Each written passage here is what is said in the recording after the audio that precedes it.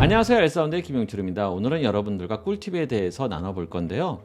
어떤 내용이냐면 최근에 많은 분들을 통해서 오디오 인터페이스를 추천해 달라는 이야기가 좀 있었어요. 무엇이 좋습니까? A사와 B사가 있는데 또는 A 모델과 B 모델이 있는데 어느 게 더 좋은 겁니까? 무엇을 사야 됩니까? 뭐 이런 질문들이 좀 있었다는 거예요. 그래서 이와 관련해서 한번 정리를 좀 해줄 필요가 있지 않겠냐라는 생각이 들었고요. 그러니까 대부분의 질문이 그거예요. 그러니까 투인 투아웃 정도, 그러니까 홈 레코딩이라든지 아니면 필드에서 그 소스 플레이어를 사용한다든지 아니면 악기 연주하는 데 있어서 플러그인용으로 사용하는 인터페이스 뭐 이런 용도에 대한 추천들이 좀 많았었어요. 그래서 많은 제품들을 이렇게 훑어보다가 나름대로 조사를 좀 해봤던 거죠. 그 중에서 제가 판단하기에는 딱 이 정도 범위에서 여러분들이 고르면 괜찮지 않겠냐라는 생각 속에서 영상을 만들어 보게 됐습니다. 기대 많이 해주시면 감사할 것 같고요. 시작하기 전에 구독과 좋아요는 잊지 말아 주시고요. 잠시 영상을 보신 후에 시작을 해보도록 하겠습니다.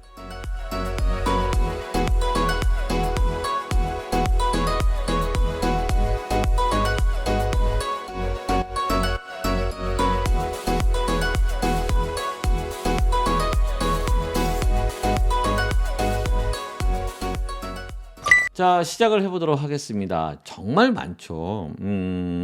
제가 한번 나름대로 그 여러 사이트를 통해서 많은 사람들이 이제 스펙을 가지고 분류하고 비교한 자료들이 좀 있더라고요. 그 자료들을 나름대로 꼼꼼히 훑어봤어요. 지금 보시는 것처럼 종류가 가장 많이 사용하는 종류, 그러니까 투인 투아웃 정도 되는 그런 오디오 인터페이스 중에 여러분도 많이 들어봤을 거예요. 오디온트라든지 포커스라이트, 베링거, 아니면 M 오디오라든지 프레소노스, SSL, 스테인버그 뭐 이런 종류가 여러분들께 많은 사람들이 추천했던 제품군이더라고요. 근데 이제 이런 부분들을 좀 훑어본 거죠. 여기는 아웃풋과 관련된 특성들을 이제 표시해 준 부분들이고요. 지금 보시는 이 그래프는 프리앰프 노이즈, 그러니까 마이크의 프리앰프 노이즈가 얼마큼 되냐 이것을 한번 따져본 거고요. 그다음에 또 중요한 부분이 이제 다이나믹 레인지, 마이크 인풋에 대한 다이나믹 레인지가 얼마큼 되는지를 이제 비교를 해본 자료를 한번 훑어봤어요. 이런 여러 가지 어떤 특성이라든지 어떤 스펙을 가지고 제품을 이렇게 분류를 해보니까 30만 원대의 제품과 그다음에 20만 원대의 제품, 10만 원대의 제품 이렇게 나눠지게 되더라고요. 당연히 30만 원 이상대의 제품군은 훨씬 좋아요. 기능적인 측면이라든지 어떤 특성적인 측면, 스펙적인 측면 뭐 이런 부분에 대해서 월등히 뛰어나고요. 20만 원대는 10만 원대랑 비교하기에 조금 애매한 부분이 좀 있어요. 그래서 이런 부분들에 대해서 조금 정리를 내릴 텐데 제품은 제가 한번 이렇게 구분을 해서 이 정도 되면은 L 사운드에서 여러분들에게 추천해 줄 만한 제품이다라고 해서 제가 한 5가지 제품으로 한번 나눠봤으니까 한번 여러분들과 좀 나눠보도록 하겠습니다. 30만 원 이상대의 제품은 지금 보시는 것처럼 이게 오디온트 ID14 그러니까 14이라는 모델이고요. 가격대는 39만 8천 원. 좀 가격이 좀 나가죠. 근데 나중에 설명을 하겠지만 제가 여러분들에게 정말로 추천해주고 싶은 거는 이 제품이에요. 다른 어떤 제품에 비해서 기능적인 측면이 정말 좋고요. 또 두 번째는 뭐냐면 특성, 또 나중에 이제 이 제품에 대해서 제가 측정을 했어요. 측정을 해보니까 정말 괜찮더라고요. 그래서 여러분들에게 적극적으로 이 제품만큼은 제가 보증합니다 라고 생각하고 여러분들 봐주시면 좋을 것 같습니다. 두 번째 추천드리고 싶은 제품은 모토의 M2 모델이에요. 모토의 M2 모델. 요것도 38만 6천 원이죠. 그러니까는 실제적으로 39만 8천 원과 38만 6천 원 편차는 한 12,000원 정도 된다라는 거예요. 이런 편차를 가지고 있는데 솔직히 제가 봤을 때는 이 두 가지를 비교한다고 하면 당연히 오디언트예요. 이 안에 들어있는 많은 기능적인 측면이 따라가지를 못해요. 분명히 모토도 정말 좋은 제품이거든요. 스펙상으로 봤을 때 인풋과 아웃풋에 대한 모든 전반적인 특징이 너무 좋아요. 그럼에도 불구하고 제가 왜 오디오언트를 선택한 이유는 기능적인 측면이 워낙 좋기 때문에. 이제 10만 원, 20만 원대에서부터 10만 원대까지 제품은 제가 선정한 거는 포커스라이트의 2i2 요 모델이죠. 포커스라이트의 2i2. 그다음에 오디언트의 에보. 네, 베링거의 UMC 204HD라고 이렇게 여러분들에게 이제 세 가지를 구분을 해서 말씀을 드릴 건데요. 많은 기능적인 요소들이 많이 들어가 있거든요. 근데 이 제품들, 이 세 개의 제품들은요, 단순한 오디오 인터페이스에 딱 집중되어 있는 장비라 생각하시면 돼요. 다른 기능을 다 빼고 얘는 오디오 인터페이스 용으로만 사용하는 것. 그러니까 인풋과 아웃풋에 대한 오디오 인터페이스 이렇게 생각하시면 될 것 같습니다. 우리가 많이 이제 선호하는 제품은 이제 많이 여러분들이 사용하고 저도 갖고 있어요. 저도 갖고 있는 잠깐만요. 저도 가지고 있는 이제 오디오 인터페이스, 그러니까 포커스라이트의 2i2인데 저는 이제 초창기에 산 제품이에요. 정말 초창기에 산 제품이라서 요즘 것하고 조금 차이가 있겠지만 이게 2세대고요. 최근에 나오는 건 3세대 제품들이 이제 많이 나오고 있죠.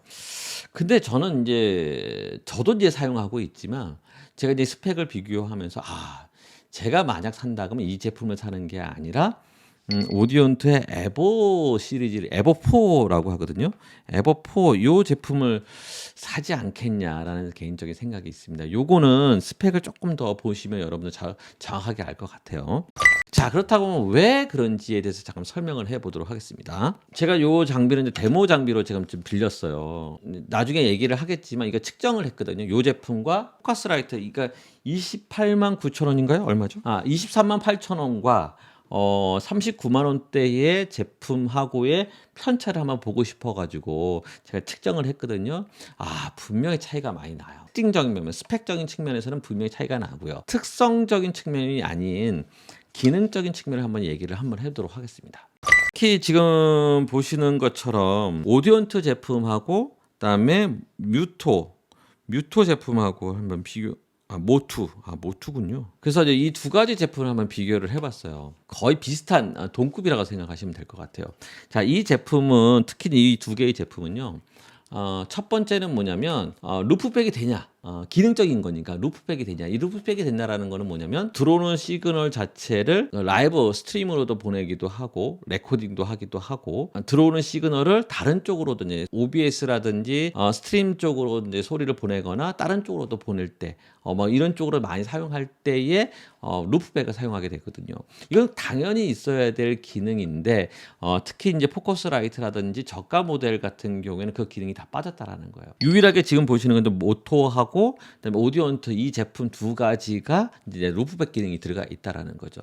두 번째는 또 차이점은 뭐냐면 이제 저가 모델은 레벨 메타 자체가 없죠. 근데 이제 이 두 모델은 이제 그 가격대가 올라가면은 이렇게 이제 레벨 메타가 들어가 있다라는 거예요. 요게 큰 차이점이죠. 저런 제품들 같은 경우에는 볼륨을 뭐 색깔로 표시하거나 뭐 이렇게 된 표시는 할 수 있지만 그게 레벨로 되지 않는다라는 게 좀 아쉽다라는 거죠. 그러니까 우리가 레코딩을 할 때는 레벨을 꼭 봐야 되는데 이 부분이 좀 아쉬운 부분이 있죠. 그러나 이 고가 모델 같은 경우에 레벨 메타가 있다라는 거죠. 모토하고 또 차이점은 뭐냐면 이 오디언트 같은 경우에는 이 출력이 4개가 되어 있어요.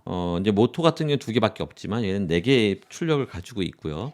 그 다음에 입력도 이제 2개, 보통 이제 2개의 입력을 가지고 있는데, 얘 제품은 추가로 이렇게 기타 모양으로 표시되어 있는 JFET라고 되어 있는 단자가 있어요. 요 단자는 뭐냐면 우리가 이제 레벨이 큰 악기들이 있잖아요. 이제 일렉 기타라든지 베이스 기타 같은 경우에는 워낙 신호 레벨이 크기 때문에 DI 박스를 거쳐서 이제 오디오 인터페이스 입력을 집어넣는다라는 거죠. 여기는 뭐냐면 이렇게 단자가 되어 있다라는 건 뭐냐면 하이 임피던스를 받을 수 있게끔 되어 있는 단자라는 거예요. 그래서 기타라든지 베이스 기타, 일렉 기타, 베이스 기타를 연결을 해서 사용하라라고 이렇게 만들어 놓은 거죠. 또 하나의 기능은 그 모토하고 좀 다른 건 뭐냐면 이 앞에 헤드폰 단자가 2개가 되어 있어요.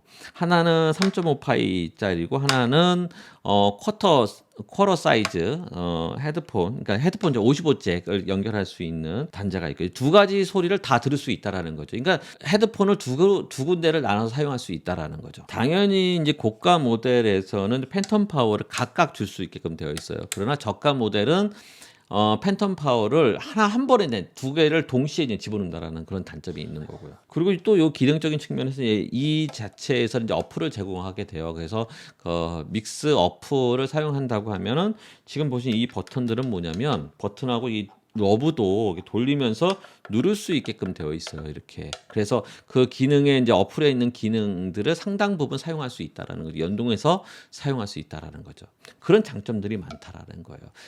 모토하고의 가장 큰 차이점은 저는 이거라 생각을 해요. 옵티컬 인풋이 있냐 없냐. 모토는 옵티컬 인풋이 없어요. 그러나 이제 오디온트는 옵티컬 인풋이 있다라는 거죠. 이게 뭔 뜻을 얘기하냐면 얘는 옵티컬 인풋이니까 디지털 인풋이 이제 입력이 가능하고요. 그러니까 SPDIF 입력이 가능하고요. 또 하나는 뭐냐 A.이 제공된다라는 거예요. A.이 뭐냐면 강으로 연결을 해서 다른 오디오 인터페이스를 같이 연동해서 사용할 수 있다라는 거죠.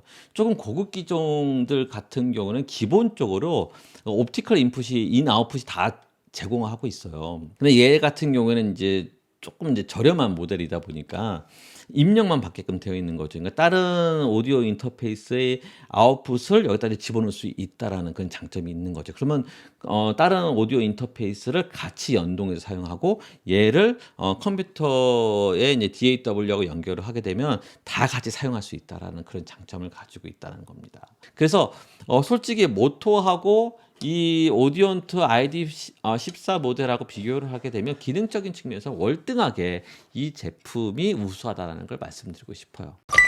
요게 이제 에버 4하고 그다음에 ID14라는 모델이에요. 그러게 돼 보면 이 출력 값들이 좋다라는 거죠. 이 전반적인 이 출력 값들이 좋고요.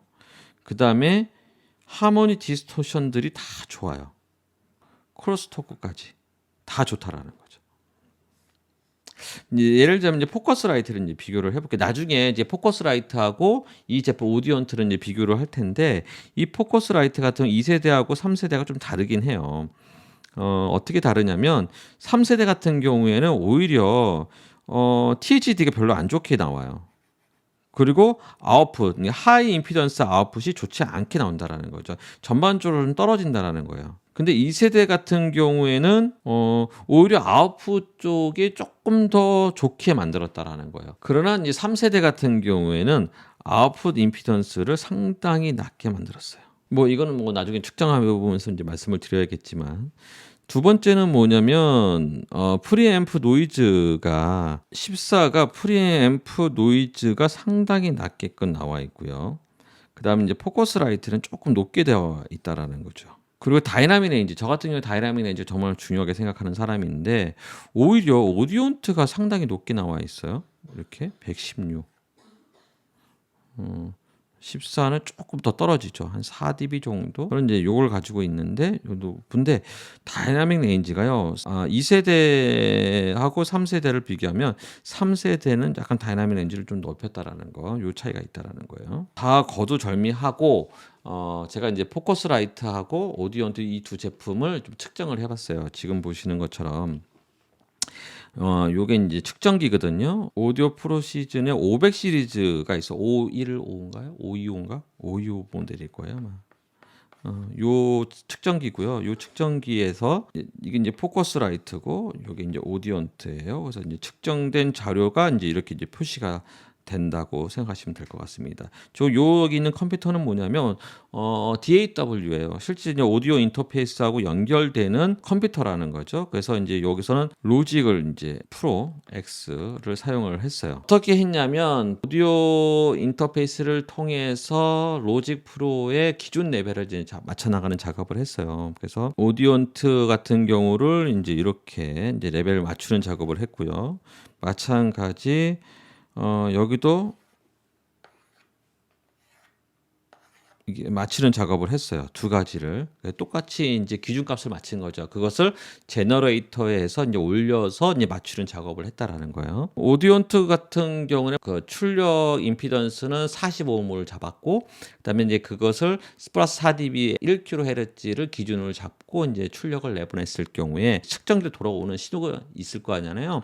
그 신호가 오디오 인터페이스 아웃풋을 이제 증가를 시켜서 측정기 제너레이터 아웃이 다시 돌아가지고 인풋을 들어왔을 때 동일 레벨로 이제 맞췄다라는 거예요. 그래서 지금 보시는 이렇게 이제 거의 4dB에 이제 맞췄다라는 거예요.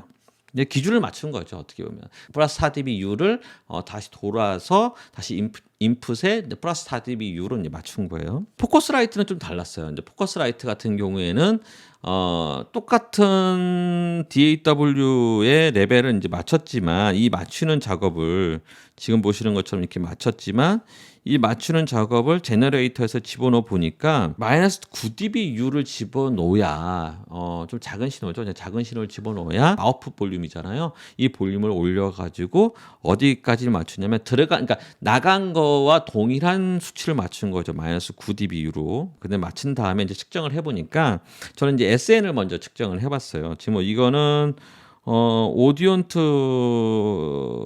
측정한 자료예요. 그래서 기준 레퍼런스를 플러스 4dB를 했고, 그래서 최대치를 올려보니까는 한 6dB까지 올라가더라고요. 아웃풋을 이제 4dB를 하고, 이제 인풋을 똑같이 4dB를 맞춘 거예요. 그랬을 경우에 SANR이 103dB, 지금 보시는 것처럼 103dB 정도 나온 거예요. 103.4dB 이렇게 나온 거고요. 그러면 실적으로 얘가 최대치가 2dB 정도 올라갔으니까 다이나믹 렌즈를 105.4dB 정도 나온다라는 거예요. 그렇다고 하면 똑같은 방식으로 포커스 라이트를 해보니까 레퍼런스가 마이너스 9dB라고 했잖아요. 최대치가 마이너스 3dB까지 올라갔다고 했을 경우에 똑같이 만든 거죠. 그랬을 때 SN을 측정해 보니까 89.6dB가 나온다라는 거예요. 다이나믹 렌즈 그러니까 이제 실제 이제 올라간 거는 6dB 정도 되니까는 다이나믹 렌즈는 한 95dB 정도 된다라는 거죠. 전제는 똑같습니다. 이렇게 전제는 똑같고요. 두 번째는 THD를 한번 측정을 해봤어요. 이제 오디온트 같은 경우는 이것도 마찬가지 1kHz를 집어넣었을 때의 측정값이라는 거예요. 그리고 이것도 포커스 라이트의 이제 측정값인데 여기서는 지금 어떻게 보면 골고루 이렇게 하모니 성분이 골고루 내려가잖아요. 이렇게 되어 있는 게 이게 1kg면은 이게 2kg, 3kg, 4kg, 5kg 이렇게 나가는 거죠. 마찬가지 1kg, 2kg, 3kg, 4kg, 5kg 나가는데 여기를 보시면 2kg, 4kg, 6kg 이게 우수배로 되어 있는 것들이 상당히 높게 올라가 있다라는 거예요. 이런 부분들이 이제 THD가 조금은 더 안 좋다라는 걸 이제 보여주는 증거고요. 마지막으로 이제 크로스토크를 한번 찍어봤어요. 크로스토크를 찍어보니까 이제 오디온트 같은 경우에는 84dB가 나오는데 포커스라이트는 77dB 정도 나왔다라는 거죠. 이건 뭐냐면 회로 자체 설계가 오디온트가 훨씬 더 좋다라는 걸 의미한다라는 거죠. 왜냐면 우리가 한 기판 안에서 이제 회로를 만들다 보면은 시그널 자체가 증폭기를 이제 두 개를 구분을 했지만 그라운드라든지 기판 내부가 이제 같이 사용을 하다 보면은 이게 누설되는 경우가 있거든요. 얼마큼 안 들어가게끔 잘 설계했냐 이걸 보자라는 것이 이제 크로스토크라는 거예요. 여러분들과 오랫동안 이 오디오 인터페이스에 대해서 여러분 나눠봤어요. 조금 여러분들이 궁금해하시는 부분들이 조금 해결이 됐는지 잘 모르겠지만 저 개인적으로는 그렇게 생각해요. 어떤 장비를 고를 때는요. 가성비를 따지는 것보다 내가 어떤 목적을 가지고 사용하냐 여기에 키포인트를 잡으면 좋을 것 같아요. 여러분들이 사용하는 것이 녹음 쪽이다. 아니면 출력 쪽이다. 여러분들이 이제 현장 렌탈 오퍼를 하는 경우가 많다고 하면은 현장에서 소스 플레이 용으로도 이제 많이 사용한다라는 거죠. 그러면 그 출력이 어떤 거 사용할 것이냐.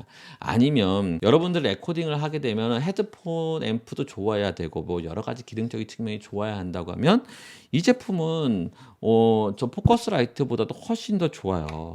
헤드폰 앰프 자체도 출력이 크기 때문에 하이 임피던스 용도 충분히 커버가 된다라는 거죠. 그렇기 때문에 여러분들이 고민하지 마시고 만약에 정말 당장 이게 뭐가 필요해가지고 돈은 없는데 당장 필요하다라고 하면 이제 저가 모델로 써야겠지만 제가 설명해 드렸던 20만 원대, 10만 원대 이 제품을 사용하시면 될 것 같은데 그렇지 않다고 하면 되도록이면 요거를 사용하게 되면 두고두고 후회는 하지 않겠냐, 저는 개인적으로 그런 생각이 있습니다. 여러분들에게 좋은 정보가 되었으면 하는 마음에서 영상을 만들어 봤고요. 다음번에도 이와 비슷한 내용을 가지고 찾아뵙도록 하겠습니다. 다음번에 만남을 기대하면서 준비하도록 하겠습니다. 고맙습니다. 감사합니다.